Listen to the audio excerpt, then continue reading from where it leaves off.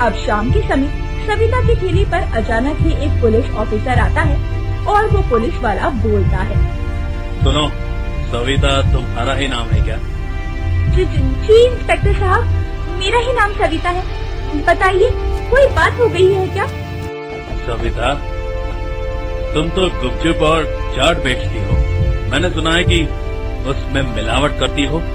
बहुत सारे लोगों का तुम्हारा गुपचुप और चाट खाकर पेट खराब हो गया है। कई लोगों की तबीयत तुम्हारी इस चाट को खाने की वजह से खराब हो गई। इसलिए कुछ लोगों ने पुलिस स्टेशन जाकर कंप्लेंट की है। अब तुम्हें हमारे साथ पुलिस स्टेशन चलना होगा, वो भी अभी इसी वक्त। लेकिन इंस्पेक्टर साहब, मैं तो बहुत दिनों से बल्कि महीनों से ये गुपचुप और चाट बेचती हूँ। कभी कोई भी शिकायत नहीं आई। अगर ऐसा होता तो कोई तो ग्राहक आकर मुझसे इस बारे में शिकायत करता। मैंने अपने गुपचुप और चाट में कुछ भी मिलावट नहीं की है साहब। इसका फैसला तो पुलिस स्टेशन जाने के बाद ही होगा। ये सब कुछ मैं तुम्हें अभी यहाँ पर नहीं बता सकता। तुम्हारे गुपचुप और चाट के सैंपल की जांच भी होगी, तभी पता चल पाएगा कि तुम सच बोल रही हो या झूठ। सैंपल की जांच के बाद सब सामने आ जाएगा।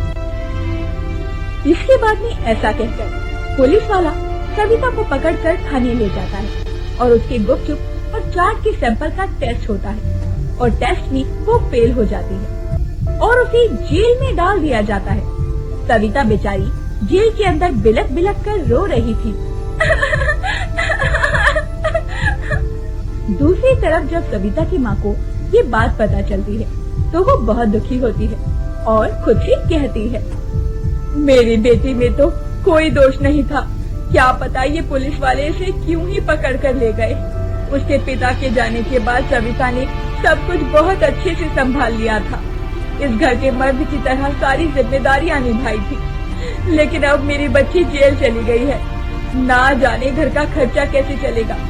निधि बेटा, अब तो तुझे ही दुकान लगाकर घर के खर्चे को संभालना होगा। सविता की जमानत भी करवानी होगी और उसके लिए पैसे भी तो जुटाने हैं। ये क्या कह रही हो माँ? मैं ठेला लगाऊंगी? मुझे तो धूप में काम करने की आदत नहीं है, तो मैं ये काम कैसे कर सकती हूँ? और फिर? क्या बेटा, क्या फिर? तू तो जानती है कि सविता अब जेल चली गई है और मेरी भी तबीयत बिल्कुल भी ठीक नहीं रहती है।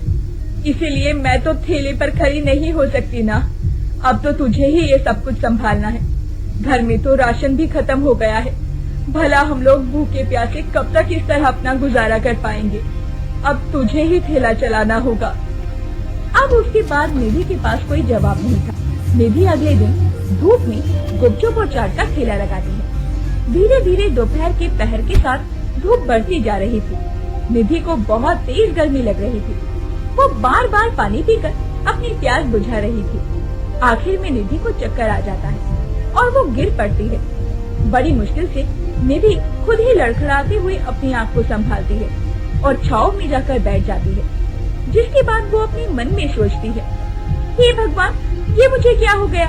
मैंने सिर्फ एक दिन ये ठेला लगाया और मेरी इतनी तबीयत खराब लग रही है कि मुझसे ये काम ही नहीं किया जा रहा।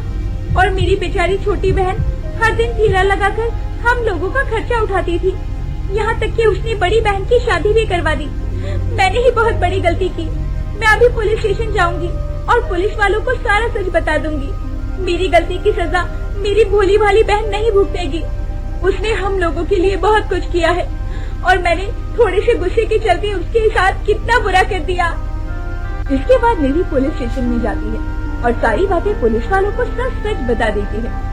फिर पुलिस वाले उस पर बहुत नाराज भी होते हैं और इंस्पेक्टर निधि को जवाब देता है, अब फिर तो मैं तुम दोनों बहनों को छोड़ रहा हूँ, लेकिन आज के बाद ऐसा कुछ भी हुआ तो मैं तुम दोनों को अंदर कर दूंगा और उसके बाद कोई भी तुम्हें यहाँ से बाहर नहीं निकाल पाएगा, समझे?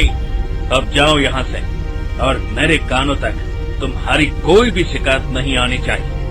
इस बात का खास ख्याल रखना। चलो जाओ। गाइस, आपको कहानी अच्छी लगे तो चैनल को सब्सक्राइब जरूर कर लेना।